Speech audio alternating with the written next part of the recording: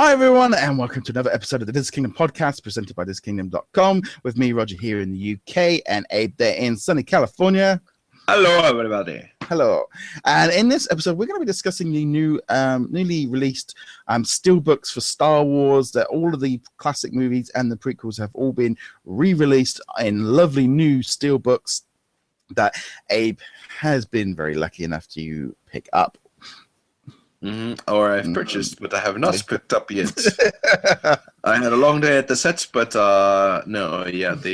they look very amazing. Yes. I'm going to bring up some images of these here now. There with Roger. Yeah, so here we've got the 6 movies. We've got the prequels. So we've got Darth Maul on the first one, Yoda on the second, General Grievous, Darth Vader, the Stormtrooper. Kind of, in one way, Yoda looks very out of place there. I can totally see what you mean there. That's true. Shouldn't it be Count Dooku? Yeah, I can see that. But you know what? I think in the final battle with Count Dooku, Yoda was so impressive that I feel like it kind of made sense to them, like kind of say, you know what, Dooku, you're not good enough. We're gonna put a good guy here. But I kind of do see. I do see what you're saying, though. I definitely see what you're saying. That kind of looks like a villain lineup, or even at the same, or something. But at the same time, I also think that the Stormtrooper is out of place because he's not really a villain. He's just a guy who can't shoot. It bumps his head. Yeah. Now, is that the only image you got? No. Here we've got all of the images right here. Oh, on the inside. Okay, cool. So there's the back. Yeah. Yeah, so these are all looking rather nice. I mean, the inside. Oh, yeah, dude, I'm so excited for them. So, the thing is, I do need to buy them again on Blu-ray, but I've got them all on DVD already, and so do I, and I don't care. I'll wait till the full DVD, the full Blu-ray collection comes out in about 5 years. No, I totally want the individual, because I have a feeling they're going to continue this trend in the way they look. So I'm definitely going to. I always find it quite funny now that like the Star Wars The New Hope very much gets pushed as being the New Hope, when up till before the prequels it was just Star Wars 1. That was just Star Wars, Empire Strikes Back, and Return of the Jedi. We never called it A New Hope when we were kids. It was never called that. It was just Star Wars. That was Star Wars 1. Yeah. Yeah. It was just, the New Hope has always been it feels like it's being added as time goes on. Yeah. The way that's being promoted here, Star Wars: A New Hope. I know that's what it was when it came out, but it was never that till the prequels, and I think they're just pushing it a little bit more that was the original one. Gotcha. Oh, that looks so awesome. Yeah, that was such a cool scene. Yeah. I am actually really hoping that we do get to see a little bit more of Hayden Christensen's kind of Darth Vader in some of the anthology movies, because I always felt it kind of got it was always kind of quite cool that we didn't get to see that. Yeah, it's going to be a good way of bringing him back in. Yeah, I don't think I love that General Grievous one. I was gonna say we would still not get Hayden Christensen though, because as Darth Vader we already have John Earl Jones. So oh, that looks so cool. Yeah, James Earl Jones. I don't know why I say John. That's late. I'm tired. I too much Supergirl. Yes. So these just look. I mean, the packaging on these is just so well done. Absolutely. And also, I mean, it's that kind of and also with some of the new posters for the new Force Awakens one, kind of carrying on this idea of doing these classics posters the way they do them, kind of feels similar. And we've kind of got this constant thing going all the way through. A lot of continuity. It's awesome. But that one there, so that's still that sort of poster, the classic poster there of kind of He-Man. Yeah, He-Man. That's what I always remember when I was a kid. That poster just always had that kind of, Luke Skywalker with his beefy chest. That's not ever how he looked. Yeah, he's never ever shown his chest at all. Not like with a full-on six-pack and like, I have the power. It's so funny. But these just again, the packaging on these sort of discs. I mean, the extras and stuff going into them just look really cool. I mean, that's such a classic poster there. I'm so excited. Yep, yeah. I would have had them today, but I got out really late on set, so tomorrow will be the day. Yes. But, I think, there's going to be loads and loads of extras and stuff. Over 40 hours of previously released extensive special features. You're definitely going to need your time.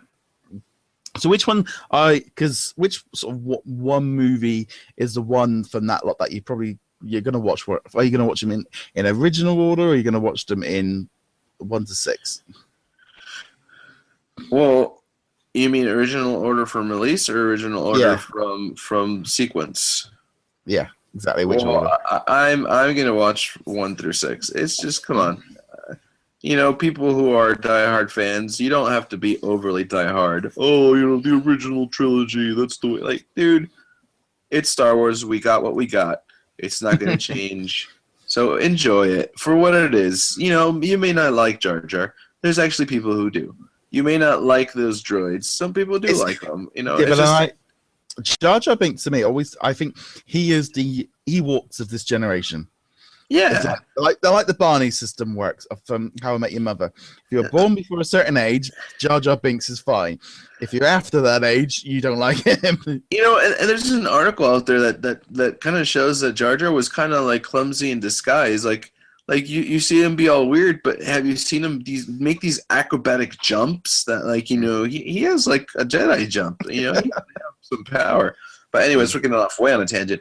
Regardless of the fact, I'm probably going to watch them 1 through 6. It just makes sense. I don't think I would want to watch 4 through 5 and then 4 through 6 and then go back to 1 through 3. It just makes no sense to me. I've been trying to persuade my wife to go through and watch all 6 of them before The Force Awakens came through. I'm failing miserably on that point, but my worst case scenario is I'm planning on watching Return of the Jedi before Force Awakens comes out, as the very least. But she did agree to come on opening night for The Force Awakens. I kind of think of it kind of just like, I'm going anyway. So. Oh yeah, same here. I'm gonna have a little marathon myself and watch them, and then definitely go see the movie after it. Yeah. I kind of want to watch Clone Wars. Not Clone Wars. I kind of want to watch Star Wars Rebels, but I can do without it.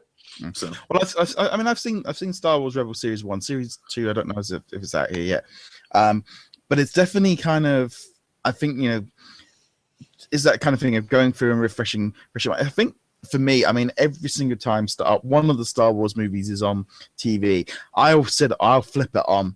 And I could, you can watch 20, 30, 40 minutes of it with so easily, I find, with Star Wars. I can just jump in and out at any given time. They're on TV over Christmas and stuff.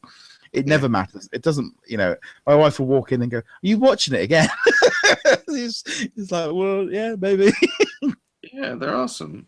I still like the first. I still like the Trilogy as well. I'll. If you watch it and then the Droid Factory scene is up, I'm intrigued. I still enjoy it. Geonosians are interesting to me. It's interesting. So I always did like the Attack of the Clones and Revenge of the Sith. I always thought they were good movies. I enjoyed them. I liked them. Yeah, they're not. I think they always were kind of. And I think Force Awakens is going to have that same thing of people looking back on the original ones, kind of. As they were the amazing things that they shouldn't have been. Well, they were. I don't. I think sometimes George Lucas maybe gets a little bit of a rough end of the deal over. This thing about him doing all the original ones with too much digital stuff, and that's what they didn't look that. But he was trying to push it forward and trying to use technology because he could use them. But maybe there's that thing of just because it was there didn't mean that you should use it for everything. But I always think he created it. He is the one that made all this stuff, and what it's like, maybe him not having his hands on it, why it's always viewed as being better. Yeah, I don't know. It's regardless of the fact. I still think he did a good job, and obviously, you as a Star Wars fan, you can't really just hate a new movie.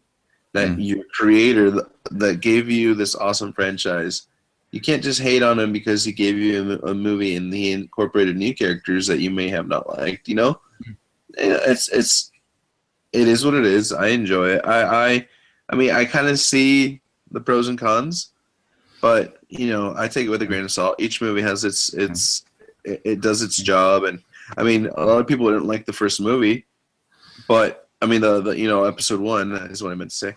But freaking Darth Maul is an amazing character, and I still think the concept of pod racing was cool, even though a lot of people didn't like it or whatever. So it's like I don't care. I enjoyed it. I love it. Yeah, like I said, if it was on TV tomorrow, or I would sit for it again and I'd enjoy it, and I would enjoy it, and I love the music, love the characters. It's just great. I do think George Lucas should be viewed a bit like Stanley, where we just have him turn up and do cameos in all the movies, in all the future ones. That's right. Huh? You always look forward to that Stanley cameo, and it's like we should. I think they should do that with George Lucas. Is spot George Lucas as a character in each of the movies. That'd be awesome. I just think you just every time Stanley would pop up in a Marvel movie, you'd always go, "Hey, look, it's Stanley." Yeah, that's true. That would be kind of cool to have that with George Lucas. But anyway, guys, we'd love to know your thoughts on the Steelbooks. Have you picked them up? Are you getting them? What do you think? Or are you going to be watching the new movies before The Force Awakens come out? Let us know.